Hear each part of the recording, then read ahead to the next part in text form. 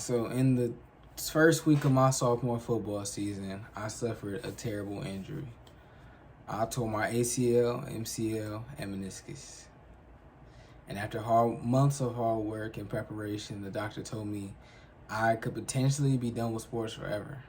And I was devastated because at the time I felt like my life revolved around my performance in sports. But during my recovery journey, I learned that I'm more than an athlete, and I can achieve anything if I set clear goals. So football was a very important part of my life because it was what I did. It was what my family did. My granddad played in the NFL, and a few of my cousins did. My father went D1, so it kind of felt like this was where I was supposed to be going, and I couldn't see myself doing anything else at the time. So that narrow-mindedness wasn't helpful during my recovery journey either, but it did lead me to focusing on my recovery, and really, it was really pushing me to get better. So what I did to recover,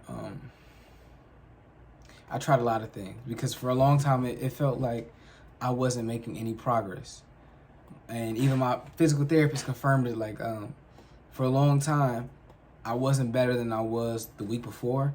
And when you're trying to make a season, I have a timeline before I'm never recovering the way I was, I'm never getting back to where I was before then. So I set goals. That was my strategy to make this difference. So I started off with small goals, like standing for 30 seconds twice a day. That seems like a small goal, but when you're really first starting out after a surgery, it was so hard for me to just stand. I could barely get any sleep, and it felt like everything was tiring. But then my goals got bigger. They got bigger, and I started improving. Like after standing, it was flexion and extension, moving and bending my knee. That was very painful, but I knew I had to do it. So for my teammates and for myself, I had to get back. And eventually, I set the hardest goal of them all, which was running. And the reason why this was so hard was not because it was so painful, but because at that time, I didn't trust my leg anymore.